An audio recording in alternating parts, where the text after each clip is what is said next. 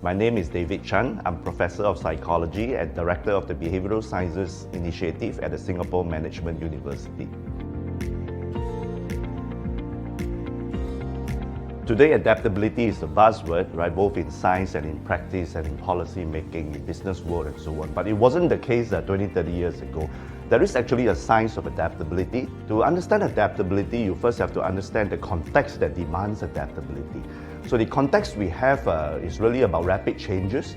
There are various complex changes, challenges happening around us all the time, right? Whatever the domains might be, whatever the issues might be. The problem is ill-defined. Now, what does that do? It actually creates lots of uncertainty. It creates lots of new demands that we are not used to. Now, what that means is that the previous responses that we are used to, that used to be very effective, actually is no longer effective when confronted with such ill-defined problems. And that's where the context of adaptability occurs. You need to now modify your previous responses. They are not totally irrelevant, but if you were to just fire the same action again, it is actually pretty maladaptive. Well, the science is pretty clear. The ability and the willingness, not just the ability, but the ability and willingness to adapt is pretty important. It is fundamental in the sense that if you refuse to adapt or you are unable to do so, then you will probably lead to a series of failures in whatever you do, because of the way you think are maladaptive. Now, to be successful and also to fail, of course, you require much more than just abilities or the willingness to adapt. A lot of my advisory work with the governments all over the world and with organizations, I spoke about the importance of principled adaptive leadership. So you need to be adaptive, but you have to be principled. Because if you are just flexible, then you can be seen as hypocritical. So you need to have a set of principles to go along with adaptability. But yes, adaptability is foundational, without which you can have all the principles and good intentions in the world, you're not going to succeed and you're likely to fail. Measuring adaptability is very important for researchers and scientists, right? So at first you need to understand the construct. So if I say A is adaptability, I have measured adaptability, I must be able to somehow show that those people who score high on my measure of adaptability indeed do perform better.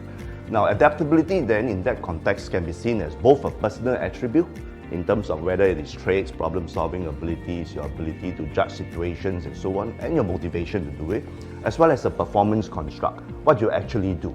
Now, we have developed tests whereby we can actually provide scenarios, practical situations to people who are being assessed for their adaptability.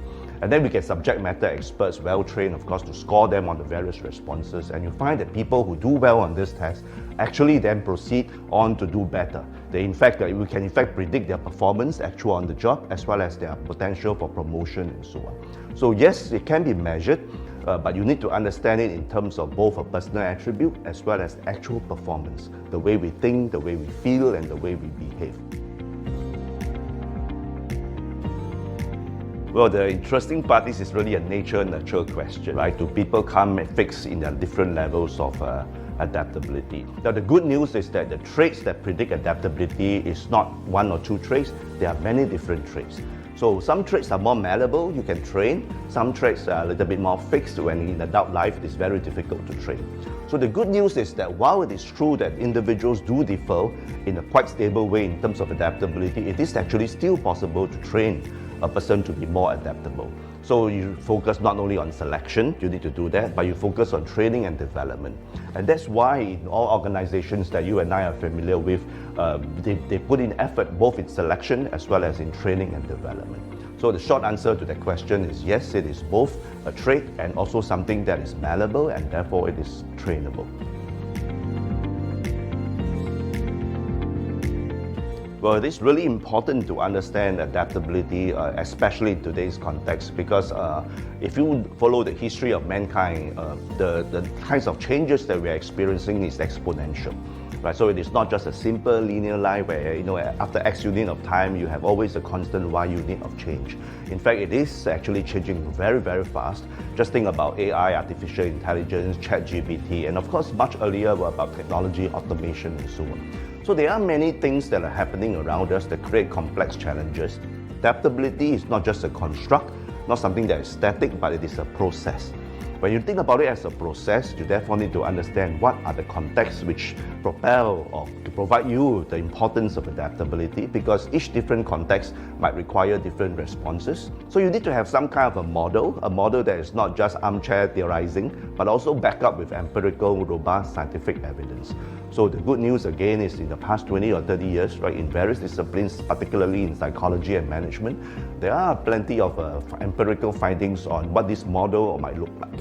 And it is important, therefore, I think at all levels, be it government across the different sectors, be it just a team leader or just as individuals ourselves, to try and get a grasp of this empirical evidence, not the technical details, but what the findings are, so that we know how to be better in terms of being able and being willing to adapt to the different circumstances that we face today, which, as I said, is happening at a tremendously rapid changes. And if we don't adapt, we will fall behind wherever we are.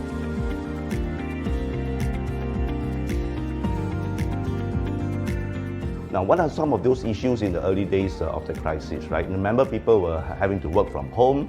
Many organizations talk about flexi work and so on, but suddenly, out of the blue, everybody has to work from home, and then you therefore have to adapt, both the employees as well as the employers. School children have to also have home-based learning. Now, COVID-19 is a little bit different from the typical crisis that we are used to.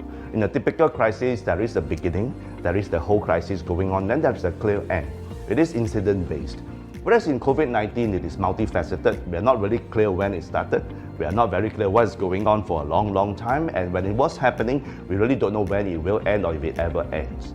So unlike your typical crisis management, you actually requires quite a different skill sets, quite a different mindsets for leaders, as well as people who are experiencing it. Now, if we think about the crisis again, COVID-19, which in some sense it's still happening because it never really dies off. The virus is still in the population, although you may use the term endemic.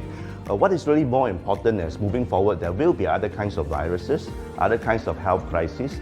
People talk about disease X, but really the issue here is that there may be complex, large, multifaceted crises that will happen. Now, when that happens, what do?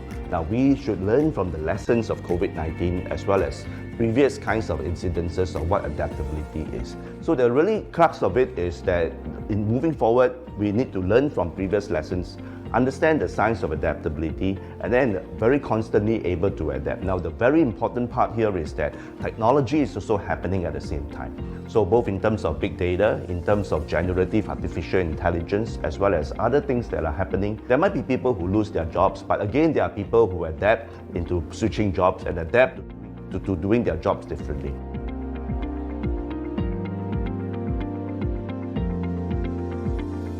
So adaptability is foundational, it is fundamental, therefore wherever we are, we need to learn more about adaptability so that we can practice it. So I would advise everybody, including myself, that first you need to have the humility to question your own assumptions in times of not just crisis, but difficult situations when the problems are not very clearly defined. And that's where then adaptability comes in. Once you are aware of your own possible mistakes and assumptions that could be wrong, you then have the humility to learn. The ability to learn and learn to unlearn your previous responses that are not very effective is critical.